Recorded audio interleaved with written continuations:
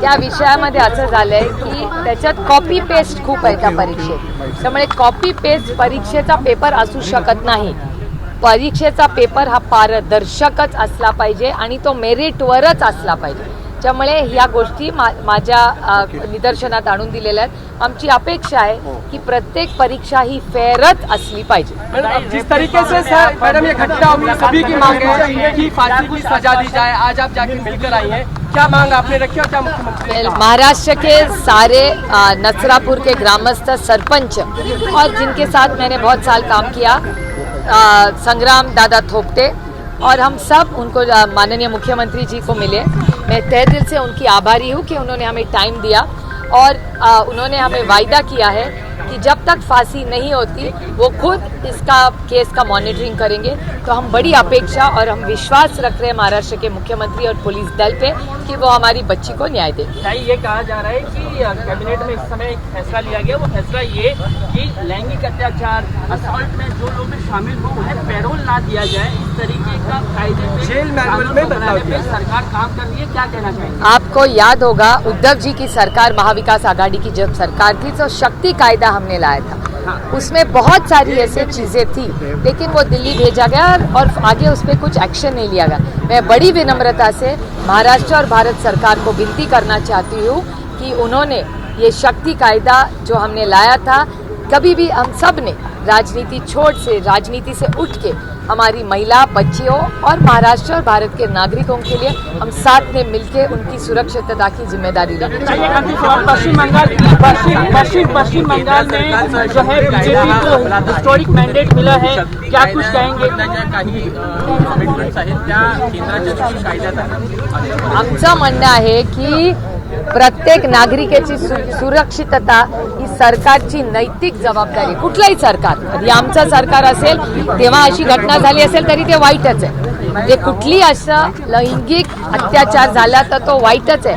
आणि सरकार म्हणून आम्ही सगळ्यांनी मिळून राजकारण बाजूला ठेवून अशा घटना महाराष्ट्रात होणार नाहीत याच्यासाठी आम्ही सगळ्यांनी एकत्र काम केलं पाहिजे. 5 राज्यों के चुनाव के पश्चिम बंगाल के जो रिजल्ट बिल्कुल अनपेक्षित है आप लोगों के लिए. बहुत मिक्स्ड रिव्यूज आ रहे थे, लेकिन ममता दीदी फिनिक्स की तरह फिर से एक लड़ाऊ और जिम्मेदार महिला है और मुझे विश्वास है कि फिर से एक चुनौती समझ के वो आगे बढ़ती जाए. आमदार आहेत जयंत पाटील, ज्येष्ठ नेते, त्यांनी असं म्हटलंय की भाजपनं या निवडणुकीमध्ये मेहनत घेतली आहे, त्याबद्दल त्यांचं अभिनंदन करायला पाहिजे. तुम्ही भाजपचं अभिनंदन करा. हे बघा, जो जीता वही सिकंदर. त्याच्यामुळे जर कोणी जिंकलं असेल तर त्याचा शुभेच्छा द्यायचं आमची नैतिक जबाबदारी आहे आणि आम्ही राजकारण करतो. अर्थातच जो संविधानाच्या चौकटीत होत असेल तर जे जिंकले त्यांना शुभेच्छा दिल्याच पाहिजेत आणि ज्यांना अपयश आलं त्यांना आम्ही सगळ्यांनी आत्मचिंतन केलं पाहिजे की आम्ही कुठे कमी पडलो. की बंगाल आणि आसाममध्ये इलेक्शन कमिशनने गैरवापर केलेला आहे आणि त्या सगळ्या निवडणुका. मला असं वाटतं दीदीही त्याचा आढावा घेत आहेत. SIRच्या बाबतीत दीदींचं फार टोकाची मतं होती. मला असं वाटतं दीदीच ह्याच्यावर स्पष्टीकरण देतील आणि त्यांना न्याय मिळेल असा माझा विश्वास आहे. 100 सीट ऐसी बता दी जिसकी वजह से उनकी 100 सीटें घटी. 100 सीटें घटी नहीं, मेरे ख्याल से दीदी इस सबका स्टडी करे. हमारी सबकी तृणमूल कांग्रेस DMK से हमारी बात हुई कल रात को. 1-2 दिन में वो पूरा डेटा आप सबके इंडिया अलायंस इंटैक्ट है. इंडिया अलायंस इंटैक्ट है. अरे हार जीत तो सबके लाइफ में होती है. एक आध सिनेमा फ्लॉप हो गया तो एक्टर घर में थोड़ी बैठता है. मुझे बताइए, रणबीर सिंह ये 2 साल पहले जब तक धुरंधर नहीं आई थी आप पीछे भाग रहे थे. हो गया ना एक धुरंधर. वैसा ही होता है लाइफ में, हार जीत तो होती है. परंतु इंडिया अलायन्सची बैठक होईल का ताई? हाँ, या सरपंच घ्या. मी तुम्हाला हा या घ्या लोकल सगळे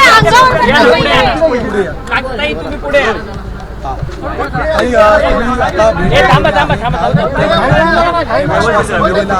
आणि तुमचं समाधान झालेलं आहे का? बाकी ग्रामस्थांना पण तुम्ही काय आवाहन सीएम साहेबांनी सांगितले, आम्ही सीएम साहेबांनी सांगितले कठोरातली कठोर शिक्षा.